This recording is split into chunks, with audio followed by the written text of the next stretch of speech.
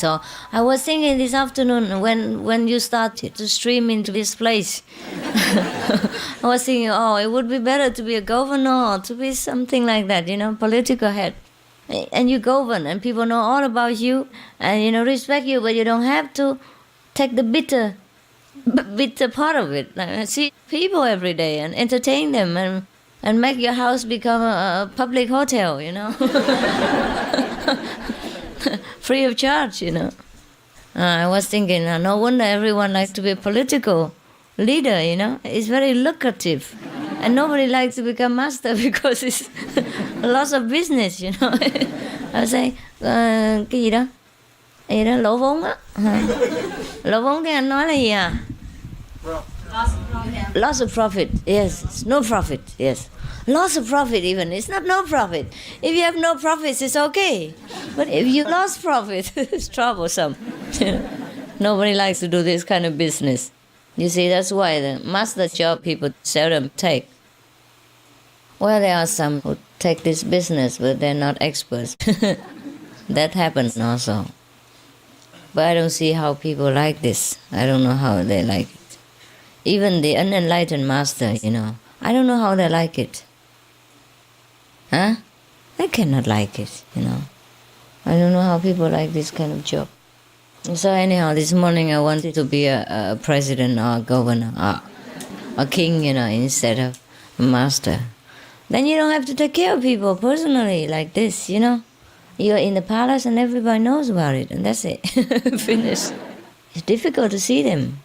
It's very difficult to see any political leader. Even if you're famous and you're well-known, you're wealthy, it's not easy to see them. And that's the best part of being a political leader. Yes. The hardest time is election time. You have to ride from one place up to another and kiss many people, hugging too many babies. And, that can be tiring, and shaking hands, it could be tiring. But then after that, you're finished. You can relax and enjoy, and have all the palace for yourself. Because this morning I was here alone, not alone, with all the monks and just a few people. And we had a walk around the places, and we sat where we wanted and talked nonsense while we wanted. And it was so nice, The whole place was quiet and beautiful, and we had nice time. So I thought, that's nice, it's nice. I wish you were not here.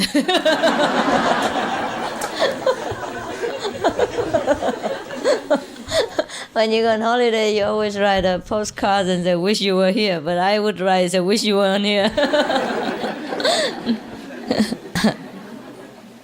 Well, I was a little bit scared before I met you, but now I met you, it's over. So my fear is over. Sometimes you have to face the fear, and then it's over. Yes, you don't think the master has no fear and no struggle. I was struggling upstairs. Yes, I was struggling to decide whether to eat first or to see you first. That was a big business for me. And then I was struggling to see whether, to come out in the daytime or just to come at night. I was struggling between sleeping, enjoying and coming to see people. Because I was afraid that maybe some of you will leave before evening and have no chance to see me, and you may complain. Anyone left before? No, huh? Ah, yes, that's good. So that's my struggle. You have your struggles and I have mine. You see, each one has something. So don't complain. I have a lot of struggle, especially for you. Sometimes, like I struggle whether to go to the United States or not, or to go around the world or not, to see you or not. I know many of you like to see me, but I know that I don't like to go. I hate traveling. You know that, huh? And also, I was just tired after the Asian tour and I have to rest. But anyhow, when I'm here, I feel also nice. Yeah, also nice, yes. You want many things, people, the mind. One this and one everything, one everything. So sometimes we just cannot listen to it all the time. The computer, the chattering box, the chattering computer. So we have to get on with what we want to do. Yeah, that's the point. This afternoon I was also thinking of the refugees, and I feel so bad. I feel so sorry for them. I wish I could bring them immediately to somewhere. I wish we have a nation, an island or something, independent. And then we just bring them there and they do what they want. Because I've been to many countries and begging them to accept them. And there is so much bureaucracy. And sometimes bribing and all that. And I hate all this.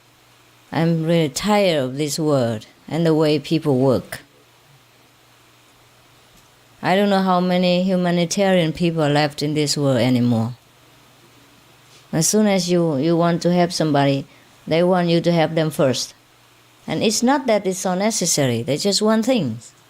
Because they think they deserve it. They think they have the right to do it. I hear of people who are brokers, brokers. Like real estate brokers and finance brokers. Prime banks and all that, brokers, or land brokers, house brokers. But I never knew there is a national leader broker also. Yeah, political brokers. They sell political heads. For example, if you want to see such and such national head, or political leader, they sell them. They sell them for a certain price. If you want to see them, you have to give them how much? Just because that person has a connection with that political leader, you have to pay the middleman. I never knew there's such broker business in this world. They sell everything, including the president. And the poor president doesn't even know it. I'm selling them behind. Or maybe the prime ministers. Or maybe they're willing to be sold, I don't know. Maybe they sell themselves also for a certain price. Maybe for an airplane, a private jet, or something like that. Yeah. It's no big deal, but even then, it's very cheap. To buy some of the political heads, so cheap. $700,000 or $500,000 or $1 million even. Very cheap, huh? How much would you pay for me?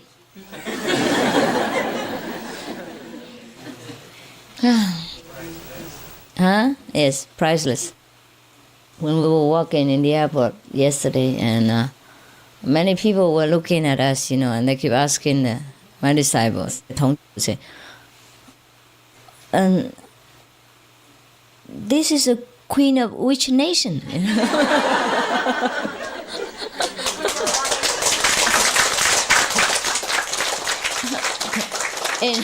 When I was in another part of the world, they asked them. I was in Miami the other day. Also for Vietnamese refugees. I hate to tell you all this because nothing has a result. Therefore, I don't tell people. You just have to know, that's all. But I cannot tell you everything in detail because you only know when it's successful. Otherwise, you don't need to know. But since I mentioned it, you can only know that much. It's enough. So I was there and we were bathing, in the sea, just half an hour, because I've been working all day, all night on that, and we were a little bit muddle-headed. You have to have fun sometimes, to forget all this, and the burden and the pressure of the political issues. When you are with political people, it's different than when you are with spiritual people. It's truly, entirely, completely, 100% different. I wish you never have to deal with them. Not all of them are so nice. Most of them, they want something to promote their interests and to rise their position to a higher level. And in order to do that, they need dollars. Yes. Yeah, therefore, there is a tension, it's tension. It's like you have to give, Just like you go to the temple or the church, if you don't give donations, you feel pressure, even though nobody says anything. Yeah? Or when I go around with the collecting box, if you happen to have no money, you just feel guilty for some reason, I don't know why. Because there's a pressure.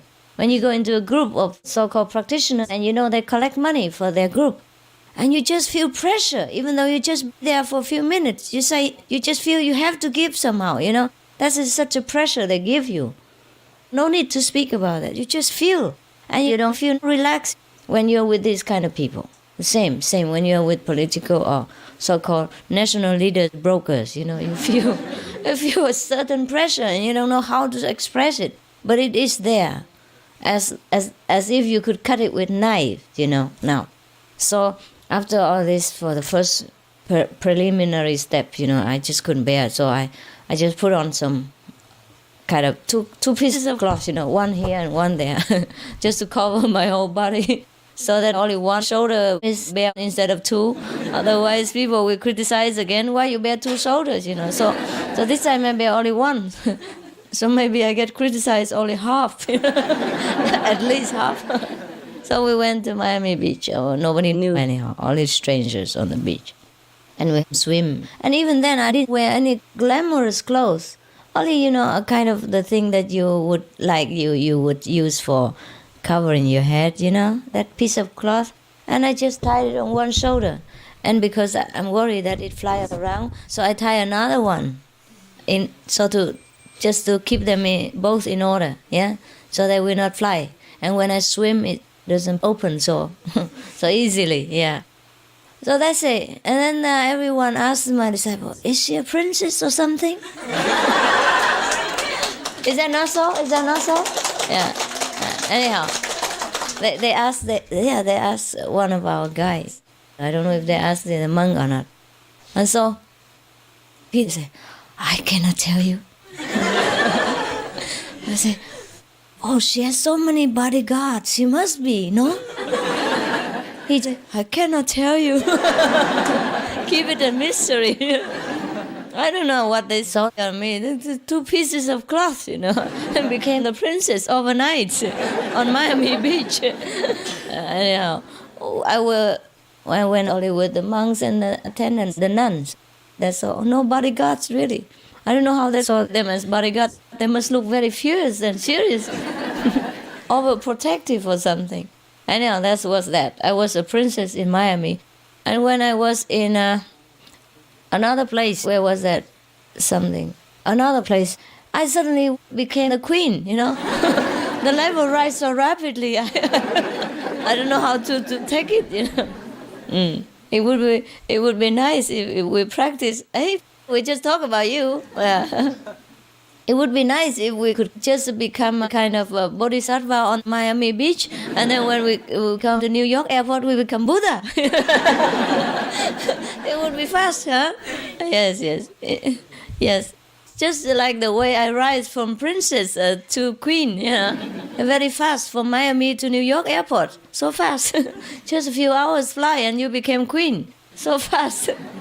If you practice the Kuan method and you became Buddha so fast, it would be nice. Just to take a bath, take a swim in Miami Beach, and you're a bodhisattva.